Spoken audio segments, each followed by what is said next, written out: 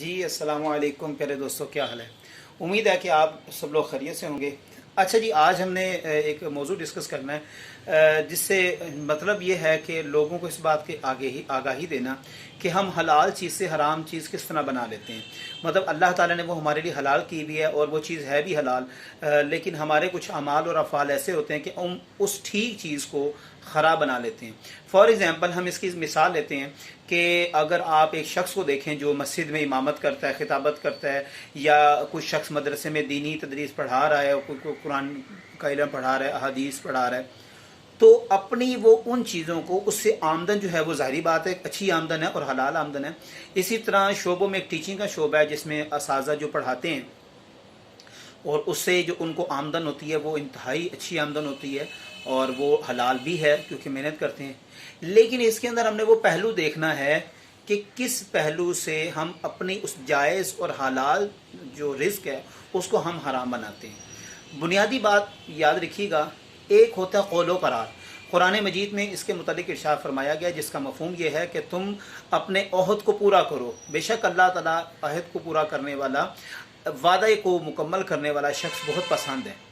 इससे मुराद ये है कि जब एक शख्स का आपके साथ मुआहदा हो चुका कि तुम मेरे पास 8 घंटे काम करोगे और उस 8 घंटे में मैं तुम्हें उसके एवज़ इतनी रकम दूंगा। फॉर एग्ज़ाम्पल हम आसान अल्फाजों में बात करते हैं, एक टीचर गया है एक जगह जॉब लेने और जाके वो बात करता है जी मेरी फ़लाँ फ़लाँ क्वालिफ़िकेशन है, लिहाजा आप मुझे जॉब दें। अब वो शख्स उसे ऑफ़र करता है कि जी मैं आपको एक मंथ का 20,000 दूंगा, 25,000 दूंगा, मान लें। अब वो 25,000 हुआ, वो कमिटमेंट हुई है उसकी 8 बजे से लेकर 2 बजे तक।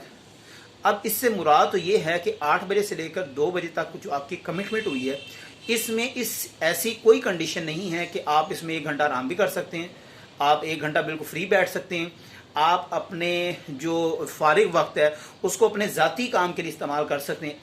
ऐसा कोई मुआहदा नहीं हुआ। अच्छा, टीचर जाता है, वो अपने लेक्चर लेता है, लेक्चर लेने के बाद वहाँ पे बैठकर फेसबुक चला रहा है, इंस्टाग्राम चला रहा है या कोई अपना ज़ाती काम कर रहा है, ये चीज़ बिल्कुल अलाउ नहीं है। ये याद रखिएगा, ये आपका मालिक के साथ कोई वायदा नहीं हुआ। इसकी मैं एक छोटी सी मिसाल देता हूँ कि यहाँ पर हम लोग कैसे गलत हैं। अगरचे ये हकीकत तस्लीम करना बहुत मुश्किल है, हम इस बात को एक्सेप्ट नहीं करेंगे और मेरी इस बात से बहुत से लोग इख्तलाफ कर सकते हैं।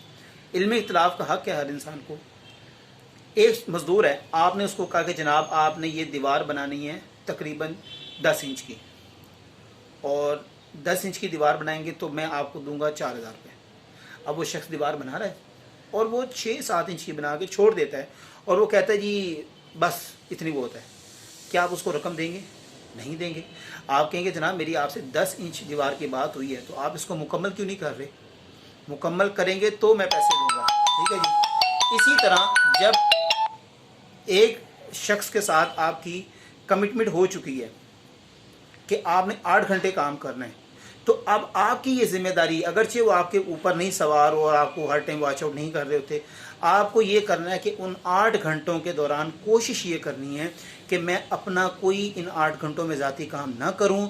जो भी स्कूल का, इदारे का, मस्जिद का, मदरसे का, जहां का भी काम है मैं उससे रिलेटेड ही काम करूं, तो आपका रिस्क हलाल होगा।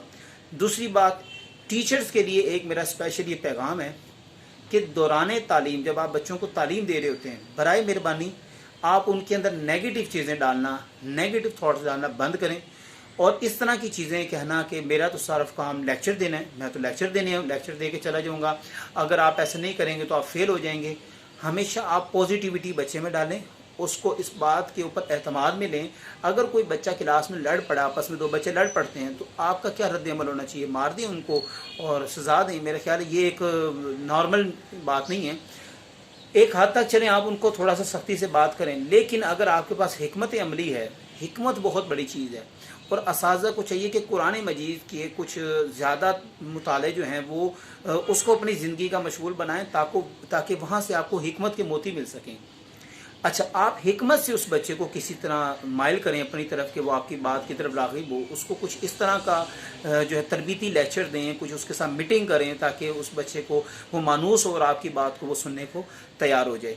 तो असातिज़ा से दरख्वास्त है कि वो दूसरा पहलू तरबियत का, तालीम आपका देना फ़र्ज़ है और तरबियत करना उससे भी बड़ा फ़र्ज़ है आपका। क्यों फ़र्ज़ है? चूँकि वालिदैन अपने बच्चे को स्कूल में इसलिए डालते हैं कि हमारे पास वक्त नहीं है, लिहाजा आप हमारे बच्चे को जो है वो तालीम भी दें और इसकी अच्छी तरबियत भी करें। कोई भी पेरेंट्स, आप कोई भी वालिदैन हों, तो ऐसा नहीं होगा कि वो आके कहें जी इसको आप तालीम तो दें, लेकिन उसके साथ आप इसको जो है ना बुरे काम भी सिखाएं, आप इसको उल्टे सीधे काम सिखाएं, जो मर्जी करें।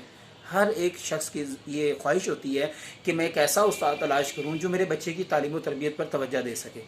तो मेरे ख्याल से कि आज के ये दो पहलू हैं कि आप एक अपने अच्छी रोज़ी को हराम कैसे बना लेते हैं, और उसकी बुनियादी वजह यह है कि जो हमारे साथ मुआहदा किया जाता है हम उस मुआहदे के ऊपर पूरा नहीं उतरते। हम चीज़ों को बेजा उसका मसरफ़ करते हैं, उनका ज़या करते हैं, जो कि हमारे मज़हब में भी एक चीज़ गलत है।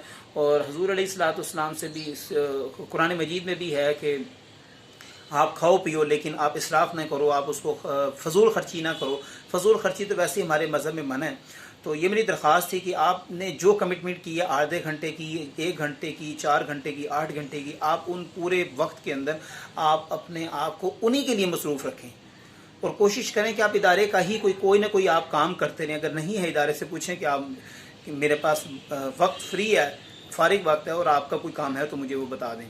तो उम्मीद है कि कुछ असातिज़ा मेरे से इत्तफ़ाक़ करेंगे कि बुनियादी जो बातें हैं वो हम जो स्किप कर रहे हैं उनको हम दोबारा अपनी ज़िंदगी में लेकर आएँ, जिसके अंदर तरबियत का एक बड़ा खूबसूरत पहलू है बच्चों के लिहाज से।